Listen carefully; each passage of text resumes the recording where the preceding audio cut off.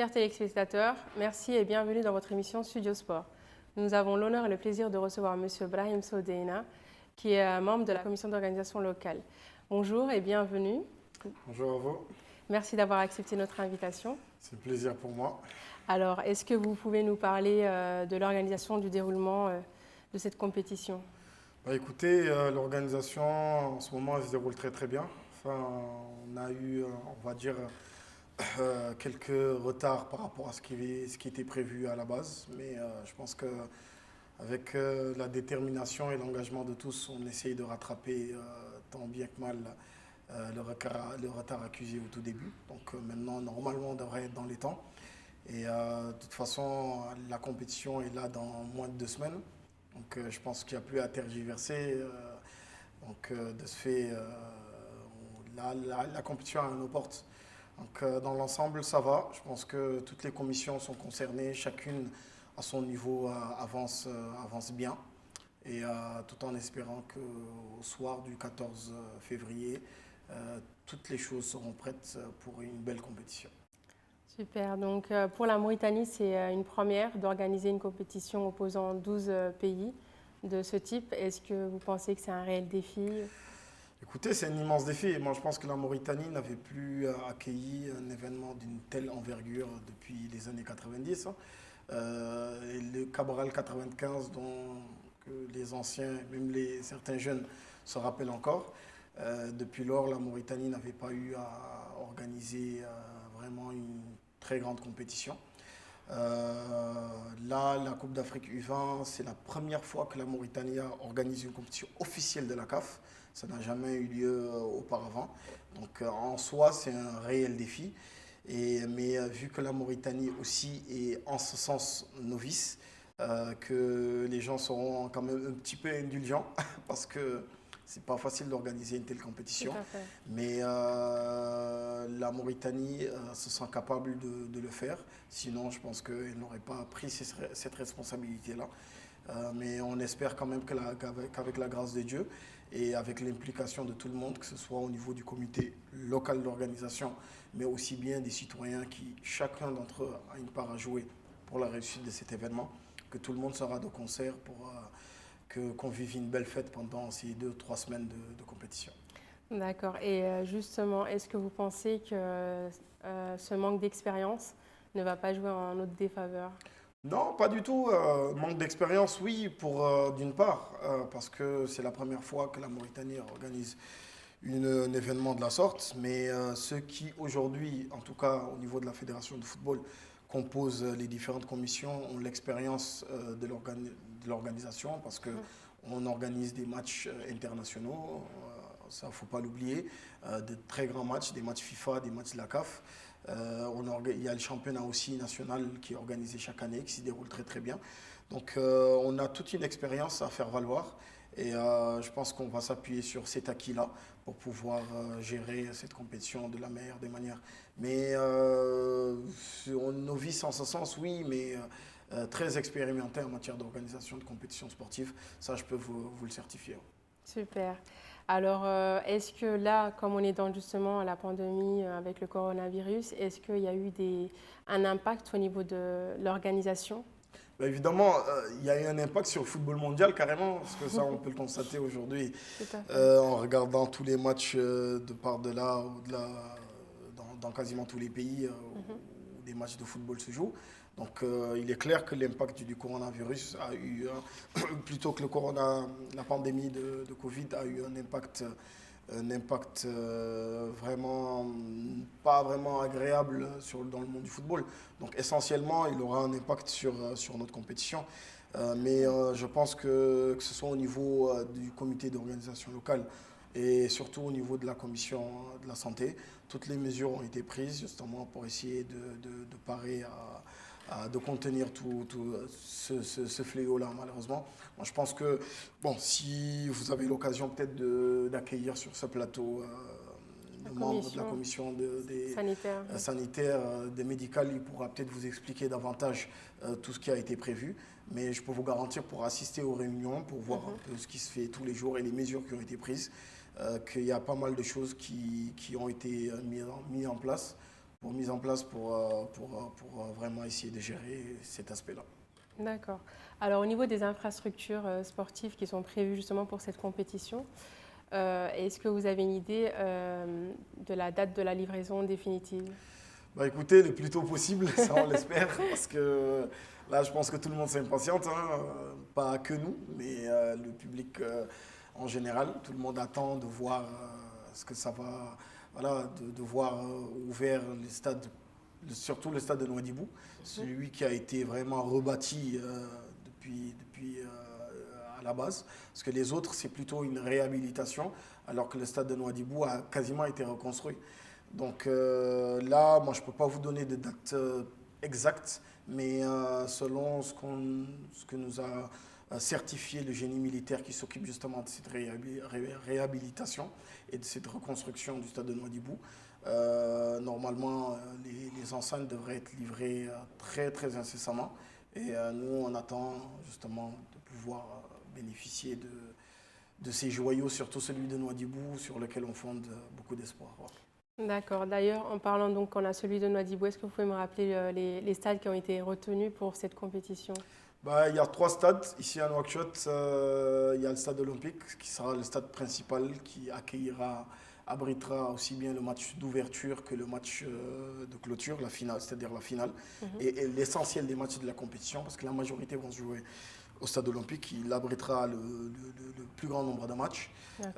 Ici à Nouakchott, il y a aussi le stade de Cheikh Abouidia, que les gens connaissent très bien parce que c'est le stade qui a eu à accueillir tous les récents matchs de l'équipe nationale de Mauritanie.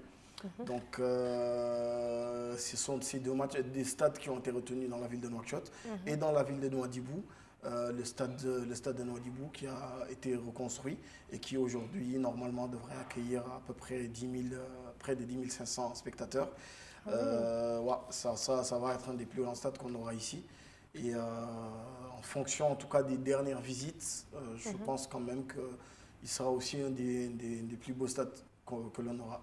Donc, ce sont les 3 stades qui ont été retenus. Maintenant, par rapport aux sélections, comme vous le savez, cette compétition regroupe 12 équipes qui sont scindées en 3 groupes. Donc, 2 groupes qui seront à Nouakchott et 1 à Nouadhibou. Donc, chaque groupe sera sur un site. Donc, la poule A au stade olympique, c'est-à-dire la poule de la Mauritanie, et dont les matchs vont se jouer au stade olympique. La poule B, dont les matchs vont se jouer au stade de Cheikh Abouidia. Et la poule C maintenant, où il y a le Ghana, le Maroc notamment, la Gambie, qui va se jouer à Nouadhibou. Donc en gros, voilà, ce sont les 3 D'accord. Et au niveau justement du stade Cheikh Abouidia, quelles sont les améliorations, ou est-ce que vous pouvez nous citer un peu les changements qui ont eu lieu? Écoutez, moi je pense que ce sont plutôt les sportifs qui remarqueront les réels changements. Parce que, vous savez, les vestiaires étaient en dessous, avant cette réhabilitation, en dessous de la tribune principale, la tribune VIP. Maintenant, ils ont été décalés pour les connaisseurs, ceux qui peuvent se situer un peu au niveau de la sûreté nationale. Donc ce sont là les nouveaux vestiaires. Et il y a 4 vestiaires, il y a une salle de conférence, il y a une salle des arbitres. Il y a vraiment tout un bâtiment qui a été construit en ce sens. Donc les équipes vont venir sortir, on va dire, en face de la tribune principale. Donc c'est tout un bâtiment qui a été reconstruit, qui a été construit à ce niveau-là. Et moi, je vous dis que ça va être intéressant. Et c'est ça aussi l'objectif pour ceux qui l'oublient de ce genre de compétition, c'est qu'ils laissent un héritage aux sportifs des pays où on organise ces compétitions-là. Donc tout ce qui a été fait va rester aux sportifs. Donc le championnat va se dérouler dans de meilleures conditions parce que maintenant ils ont 4 vestiaires ici au stade Cheikha, c'est-à-dire que les 2 matchs qui se jouent en première heure, deuxième heure et même en troisième heure aujourd'hui ne poseront plus de problème parce qu'il y a des vestiaires de rechange pour les équipes. Donc ce sont vraiment de très très bonnes choses et qui permettront d'améliorer la qualité du sport en Mauritanie après cette Coupe d'Afrique des Nations. Et le public aussi en profite. Oui, évidemment, parce que qu'on le veuille ou non, c'est un spectacle qui est là pour le public. C'est le public qui s'en délecte et c'est le public qui le consomme. Donc, et ça a été élargi aussi. Évidemment, la qualité des infrastructures fera en sorte qu'on aura une meilleure qualité sur le terrain. Et évidemment, de quelque chose de mieux à servir à nos très très chers spectateurs. Super. Et donc en parlant du public, alors au niveau des slogans et des chansons qui sont dédiées à cette compétition, est-ce que vous pouvez nous situer un peu où ça en est? Est-ce qu'il y a des sélections? Écoutez, il y a eu plusieurs artistes qui ont formulé des propositions.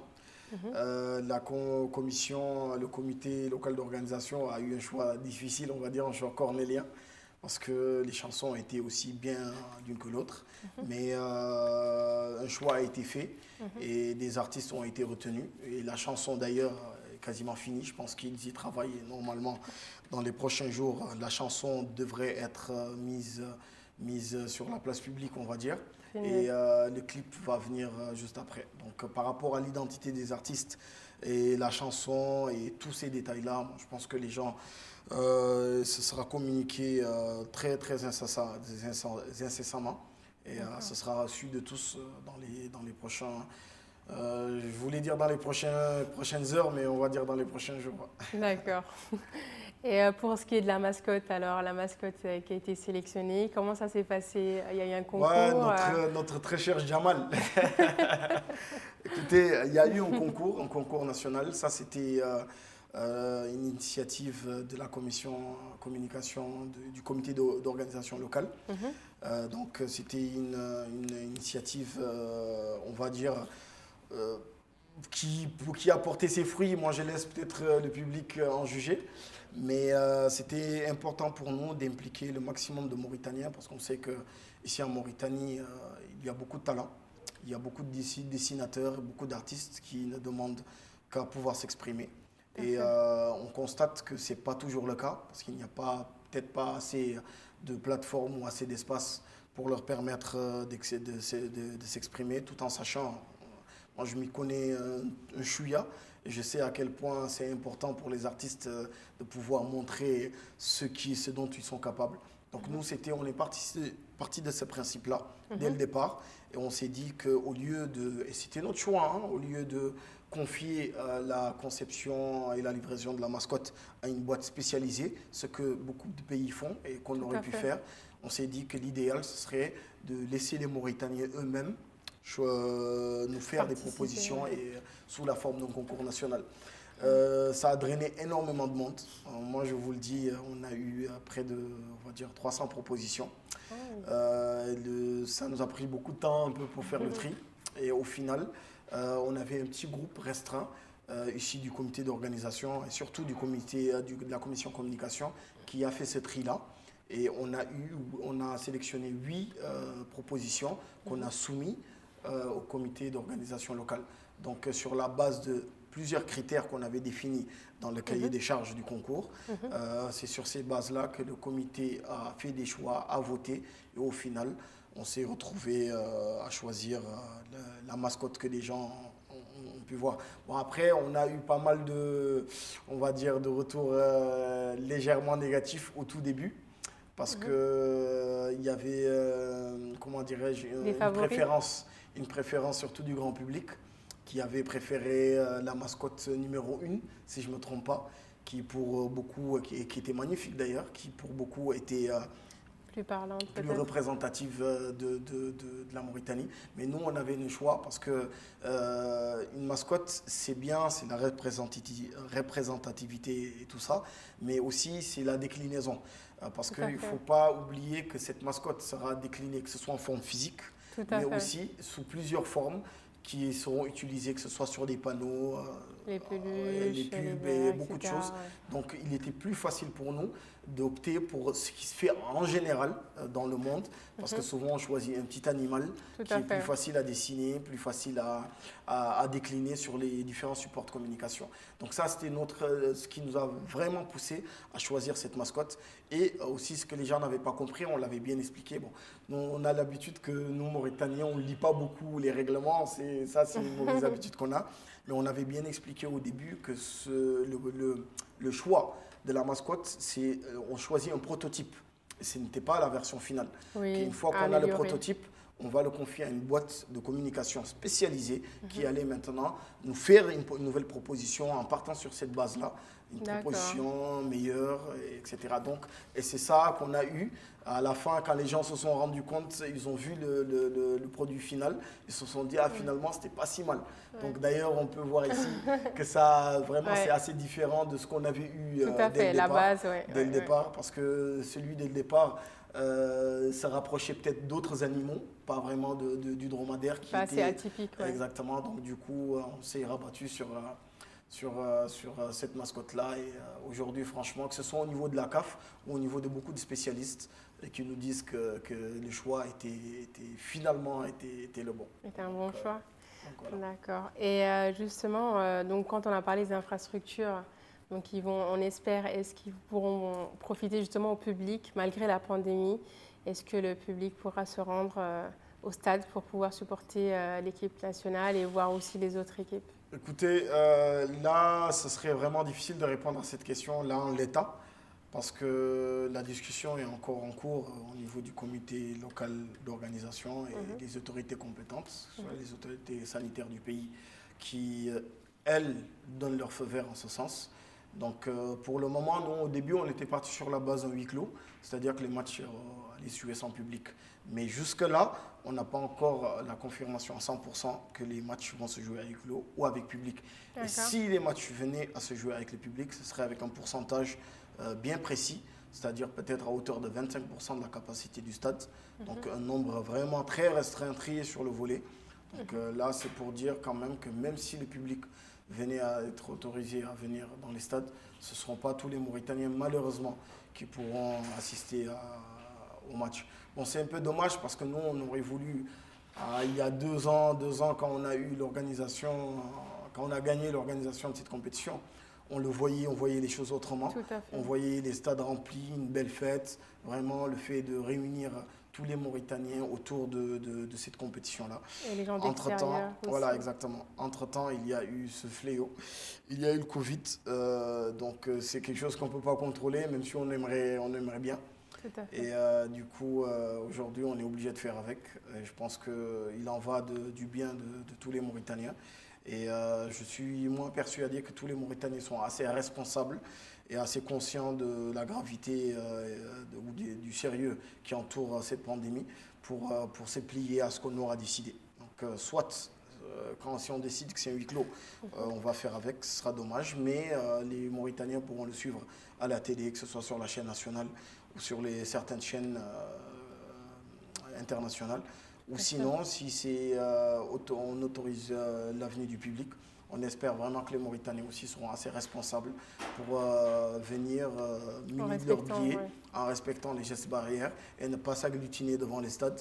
Si quelqu'un n'a pas son billet, si quelqu'un n'est pas autorisé à venir, qu'il reste chez lui, qu'il suive le match, qu'il supporte l'équipe depuis son domicile, et tout en espérant bien sûr que la joie sera au bout pour nous ce soir.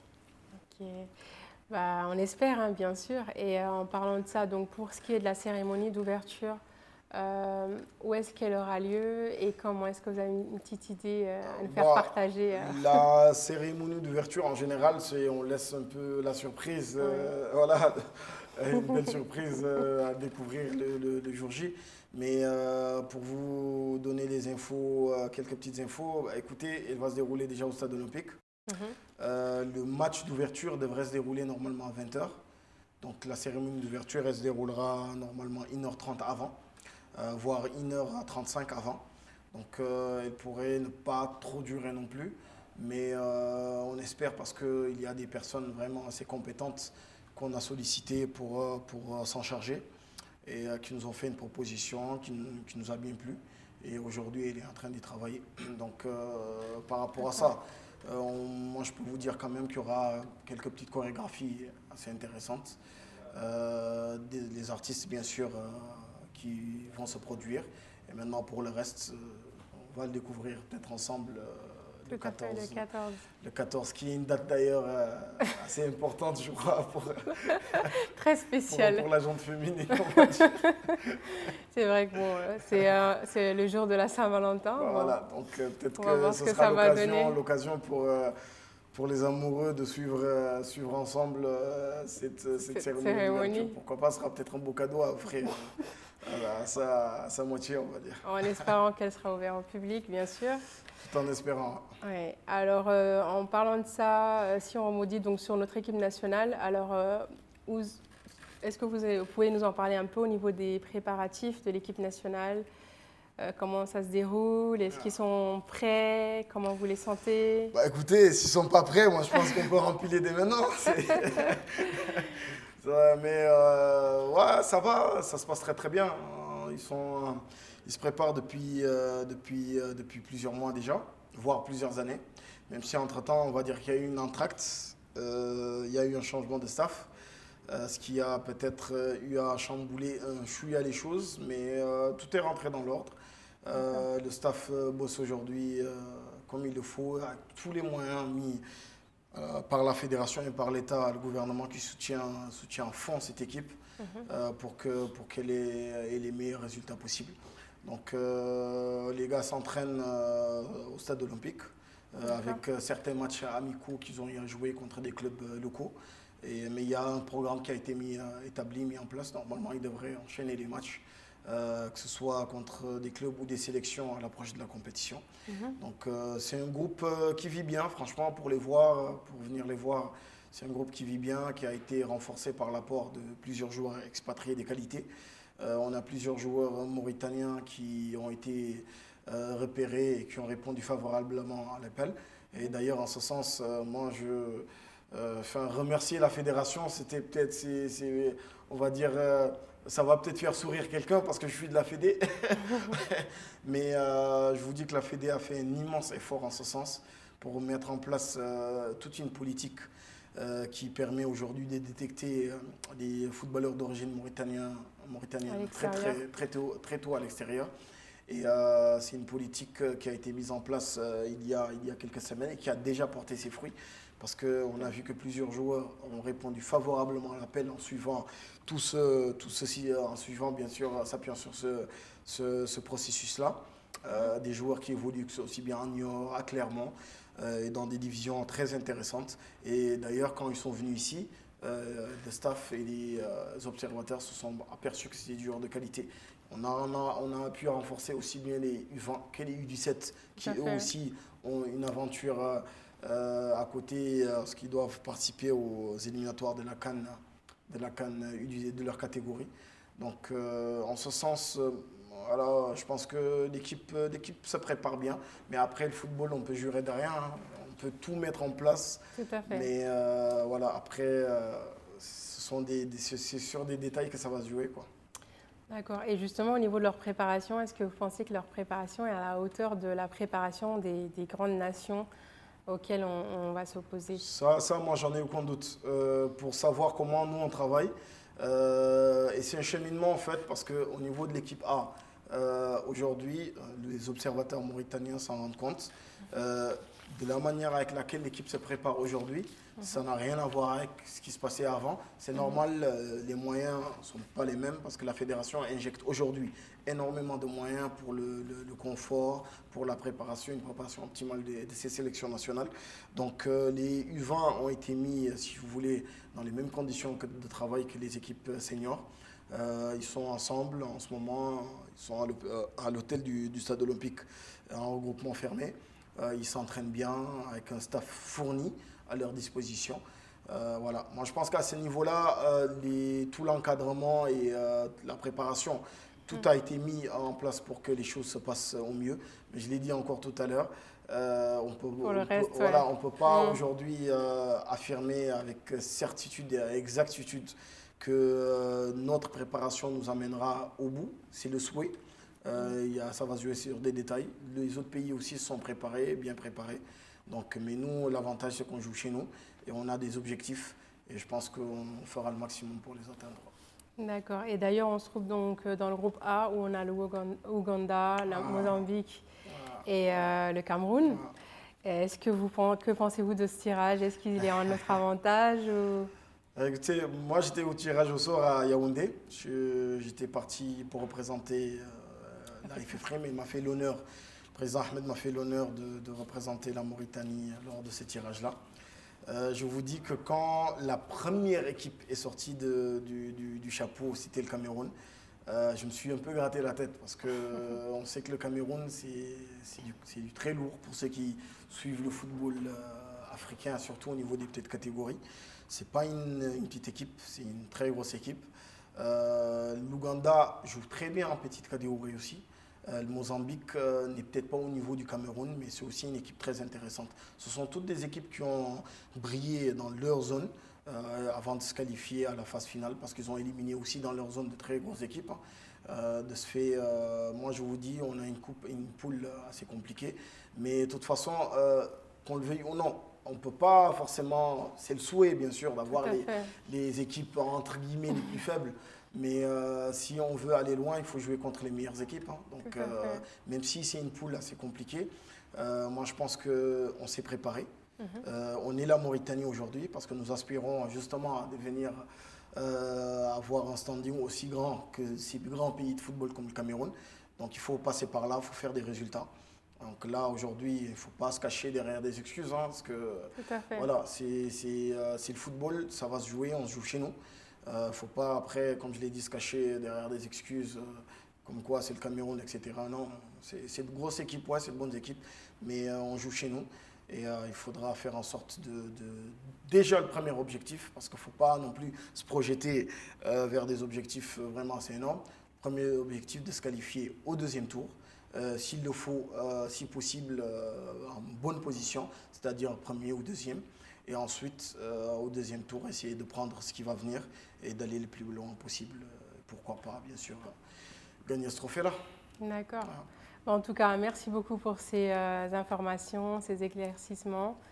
Et on espère qu'on va remporter cette coupe. On va espérer. C'est le souhait, c'est le souhait. Moi, je pense qu'il n'y a pas un Mauritanien aujourd'hui qui ne voudrait pas gagner cette coupe-là. Parce que moi, je vois beaucoup de Mauritaniens qui, aujourd'hui, font part de certaines remarques, mais ce sont certaines remarques qui font justement avec comme objectif de pousser les gens à mieux travailler. Et franchement, c'est bien, c'est bien. C'est une bonne chose que tous les Mauritaniens soient impliqués dans l'organisation de la Coupe d'Afrique, parce que c'est la Coupe d'Afrique des Mauritaniens.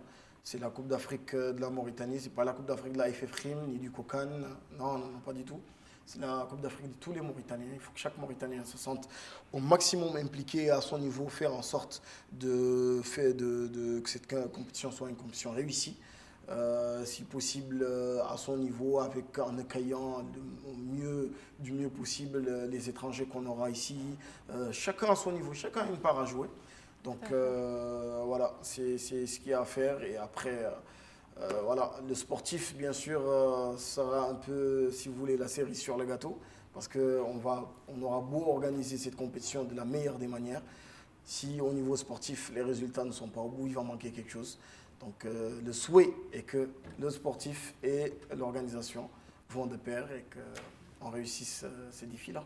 C'est la fin de notre émission. Merci beaucoup de nous avoir suivis avec M. Brahim Sodeina et je vous donne rendez-vous pour notre prochaine émission.